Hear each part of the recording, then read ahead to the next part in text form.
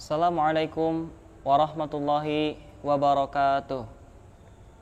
Bismillah, alhamdulillah, wassalatu wassalamu ala rasulillah Muhammad ibn Abdillah wa ala alihi wa sahbihi wa man walah wa man tabi'ahu bi ihsanin ila yaumil qiyamah wa la haula wa la quwata illa billah.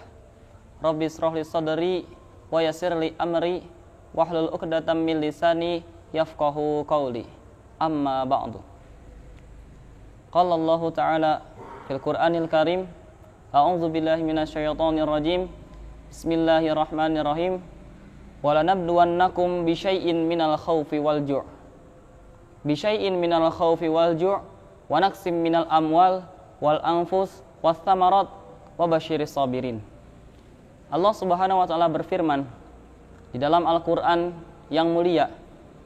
Kata Allah Subhanahu wa taala, "Wa lanabluwannakum", niscaya akan kami uji kalian semua, bisyai'in, dengan sesuatu, minal khaufi wal ju', dari sedikit rasa takut dan sedikit rasa lapar, wa naqsim minal amwal, dan kekurangan dari harta, wal anfus, dari jiwa, was tamarat, dan dari buah-buahan. Kemudian wa basyiris sabirin, kemudian berikanlah kabar gembira terhadap orang-orang yang mau bersabar. Alladzina idza asabathum musibah qalu inna lillahi wa inna ilaihi raji'un, yaitu orang-orang yang apabila Allah Subhanahu wa taala timpakan musibah, ia tidak mengeluh, melainkan ia berkata inna lillahi wa inna ilaihi raji'un, sesungguhnya kami ini milik Allah dan hanya kepadanya lah mereka kembali. Saudara, ketahuilah yang namanya hidup di dunia ini pasti kita akan mengalami, pasti kita akan mendapat beberapa ujian dan beberapa cobaan. Tidak lain dan tidak bukan, Allah Subhanahu wa taala memberikan ujian, memberikan cobaan, salah satunya adalah untuk menguji seberapa hebatnya iman kita, seberapa kuatnya kesabaran kita, seberapa besarnya ketakwaan kita kepada Allah Subhanahu wa taala. Oleh karena itu, ketika Allah Subhanahu wa taala memberikan cobaan, memberikan ujian, kita jangan mengeluh atas apa yang telah Allah berikan kepada kita. Meskipun kita mengalami kesusahan, tapi kita berusaha menerimanya dengan kesabaran. Jangan mengeluh atas apa yang Allah berikan. Karena kata Allah Subhanahu wa taala di dalam hadis qudsi, barang siapa yang tidak mau bersabar atas apa yang aku timpakan, barang siapa yang tidak terima atas ketetapanku, hendaknya ia keluar dari bumiku dan cari Tuhan lain selain aku. Saudara, mau cari siapa lagi kita kecuali mencari Allah Subhanahu wa taala? Mau bergantung kepada siapa kita kecuali bergantung kepada Allah Subhanahu wa taala? Sementara Allah Subhanahu wa taala itu Allahus Samad, Allah yang maha tempat bergantung. Tidak ada lagi selain Allah Subhanahu wa taala. Maka kalau kita sebagai orang Islam, sebagai orang yang beriman pada Allah dan Rasul-Nya, orang yang berserah diri pada Allah Subhanahu wa taala, hendaknya kita menerima apa yang Allah tetapkan kepada kita. Ikhwanul muslimin rahimakumullah. Kalau kita melihat, kalau kita menarik sebuah cerita, sebuah kisah yang dimana Allah Subhanahu wa taala menguji suatu kekasihnya, Khalilullah Sayyidina Ibrahim alaihissalam. Tak kala Sayyidina Ibrahim alaihissalam itu menikah dengan seorang wanita yang bernama Siti Sarah. Tak kala dalam pernikahannya ini, Siti Sarah dan Nabi Ibrahim alaihissalam sudah lama tidak dikaruniai anak oleh Allah Subhanahu wa taala.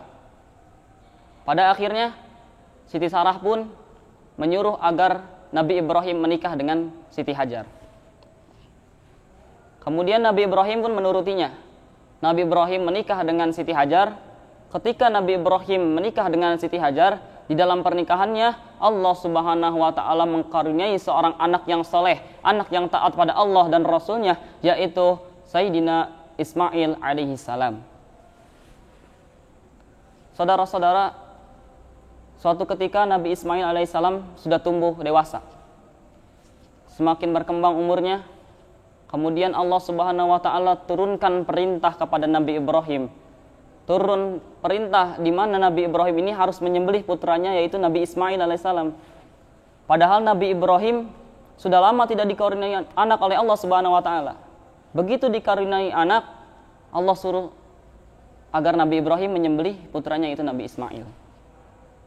Kemudian datanglah Sayyidina Ibrahim alaihissalam kepada Sayyidina Ismail.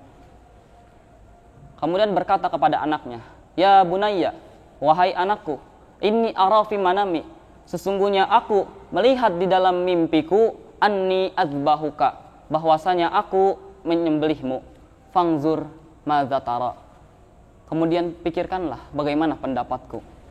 Tak berpikir panjang, Nabi Ismail alaihissalam menjawab dengan tegas, menjawab dengan keyakinan, menjawab dengan ketaatan dan keimanan yang begitu kokoh. Apa kata Nabi Ismail alaihissalam? "Ya abati, wahai ayahku, if'al ma tu'mar, laksanakanlah apa yang Allah perintahkan kepadamu. Satajiduni insyaallah minas sabirin. Insyaallah engkau akan mendapatiku dan termasuk orang-orang yang sabar." Saudara, kalau kita sebagai seorang ayah berada di posisinya Nabi Ibrahim alaihissalam mendapatkan perintah seperti itu, apa yang dapat kita lakukan? Kalau kita sebagai seorang ibu mendapatkan perintah seperti itu, apa yang akan kita lakukan? Dan kalau kita sebagai seorang anak berada di posisinya Nabi Ismail alaihissalam, apa yang akan kita lakukan? Sementara keluarganya Nabi Ibrahim alaihissalam, Siti Hajar dan Nabi Ismail anaknya, mereka taat pada Allah. Tanpa berpikir panjang mereka melaksanakan perintah Allah Subhanahu wa taala. Ketika mereka semua telah berserah diri pada Allah Subhanahu wa taala, kemudian Allah memanggil Nabi Ibrahim alaihissalam. Fanadainahu, maka kami panggil ia. Ayya Ibrahim, wahai Ibrahim, laqad sadaqta ru'ya, sungguh engkau telah membenarkan mimpimu. Inna kadzalika najzil muhsinin, sesungguhnya akan kami berikan balasan kepada orang-orang yang mau berbuat baik. Saudara, disinilah Allah Subhanahu wa taala menepati janjinya. Kata Allah, "Wa basyiris sabirin," maka akan kami berikan kabar gembira kepada orang-orang yang mau berbuat sabar. Di sini Allah menepati janjinya kepada kekasihnya Nabi Ibrahim alaihissalam. Tak kala Nabi Ibrahim alaihissalam mau bertaat pada Allah Subhanahu wa taala dan menerima perintah Allah Subhanahu wa taala dengan sabar. Kemudian Allah Subhanahu wa taala tukar Nabi Ismail alaihissalam dengan suatu sembelihan yang berupa kambing, sehingga Nabi Ismail tidak jadi disembelih. Kemudian kata Allah Subhanahu wa taala, "Fabasyarnahu bi Ishaqqan nabiyyan minas shalihin." Maka kami berikan ia kabar gembira dengan kelahiran putranya yaitu Nabi Ishak alaihissalam, seorang nabi dan termasuk orang-orang yang soleh. Saudara, Allah Subhanahu wa taala menepati janjinya pada Nabi Ibrahim alaihissalam. Padahal Siti Sarah itu tidak bisa mempunyai anak. Tapi Allah Subhanahu wa taala yang tidak ada batasan dalam kekuasaannya mengkaruniai seorang anak yang bernama Nabi Ishak yang terlahir dari Siti Sarah, yang padahal Siti Sarah ini tidak bisa mempunyai anak. Demikianlah apa yang dapat saya sampaikan.